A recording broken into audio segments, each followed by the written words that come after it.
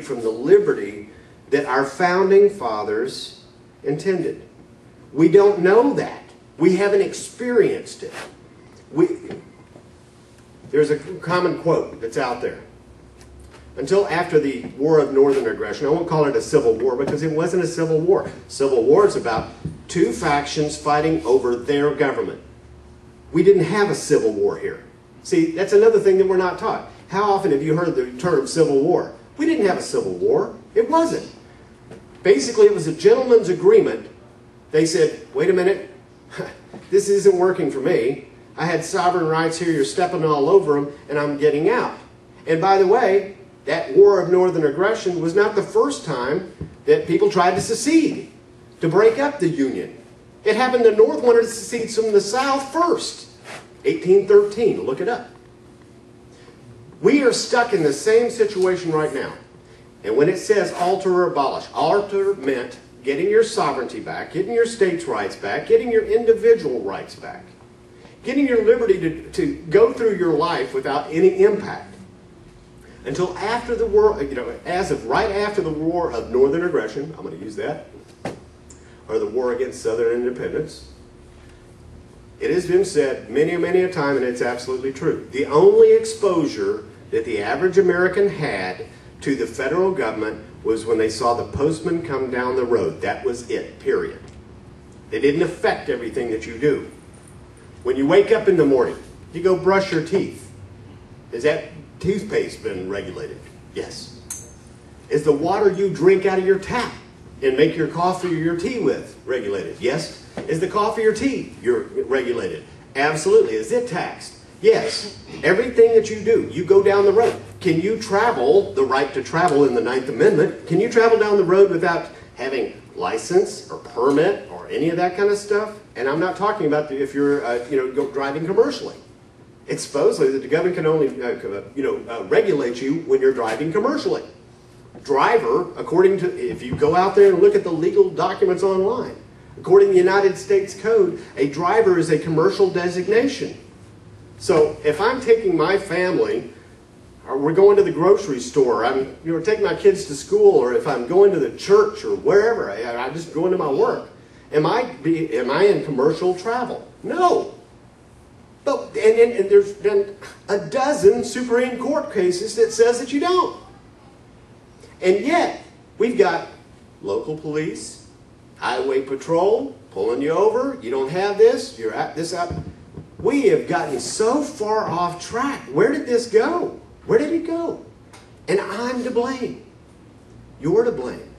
Your parents, your grandparents, your great-grandparents are all to blame. Until I woke up and started looking at this stuff and realized exactly what my rights are, I didn't know how to exercise them.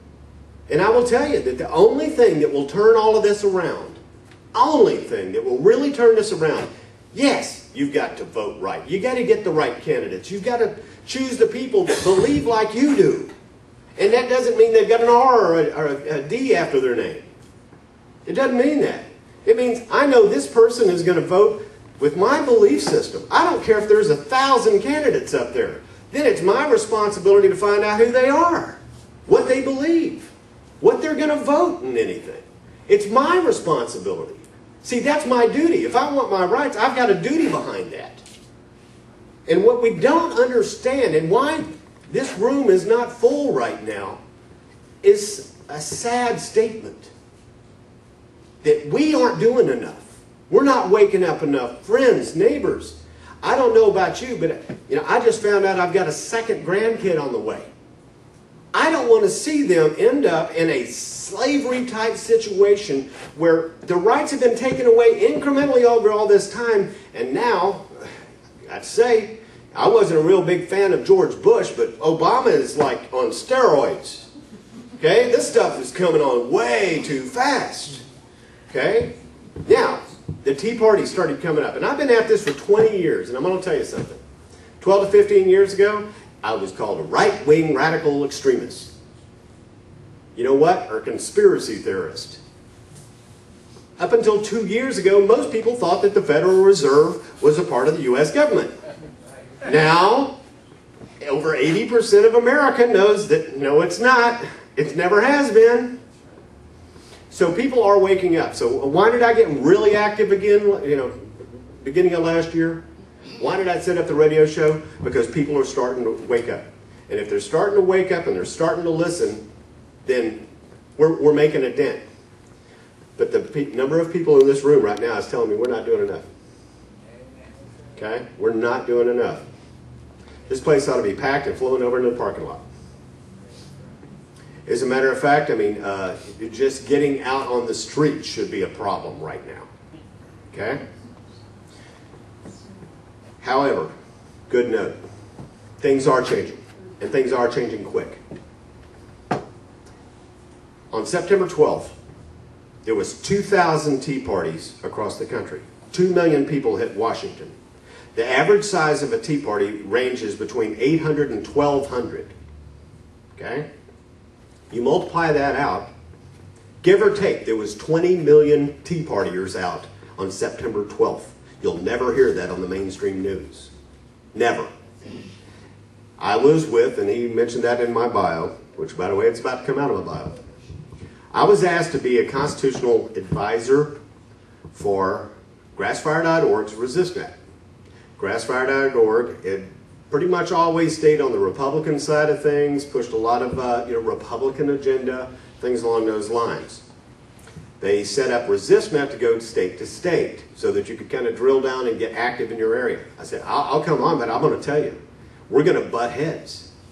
You know, because I am a strict constructionist, because there are no implied powers in that Constitution. If I write a contract, which is what my forefathers did and passed down to their posterity, which happens to be me, right? Wrote a contract for their posterity. They detailed exactly what the federal government should and could not do, what the states could and could not do, and the rest of it is us, okay? Another analogy I'm going to give you, I want you to place this picture in your minds. Most people, when they think of the government, think of a pyramid, right? And here we are down at the bottom, we the people down at the bottom, and there's all these people up above us. Wrong. That's not what the Constitution says. It's not the way it's described. None of the founders described it that way. They did not look at us this way. You've got to flip that pyramid upside down. All the weight, all the power that any of those public servants has is given and authorized down to them. Limited powers. Until we get that through our heads and realize that the strongest power is at the city and the county level and you personally. Now, let me ask you this. Because the Constitution was intended to guarantee our rights. The Constitution gives us no rights. But it was intended to guarantee your rights. If you do something that is your right, have you committed a violation of the law? Anybody? No, because the Supreme Law says that you got that right and it's supposed to guarantee it, right? So when they write legislation, which now, good estimates is over 90% of legislation is unconstitutional, that means 90% of the legislation out there doesn't apply to you or me. That's what we've got to change. That's what we've got to get through our public servants' minds is, look, I'm the power here. I'm going to exercise my rights. You want to turn this country around quick? Start exercising your rights. Say, hey, I've got a right to free speech. There is no such thing as a free speech zone. Right? I've got the right to freedom of religion and free exercise thereof. Amen. Right? Which means, why is there a 501c3 corporation required of my churches? Amen. To prevent them from actually stepping up and saying anything? Excuse me. That bothers me. It probably bothers me one of the most things because it was these preachers, pastors, clergy that drove the American Revolution. Every single one of our rights was spoken about in individual sermons from the pulpit, and those same clergy stepped out and led the charge. Most of our armories were in the basement of the church in the town. Okay? So not being able to, when you're under a 501c3, you can't speak out against or for or against a candidate. Does that make sense?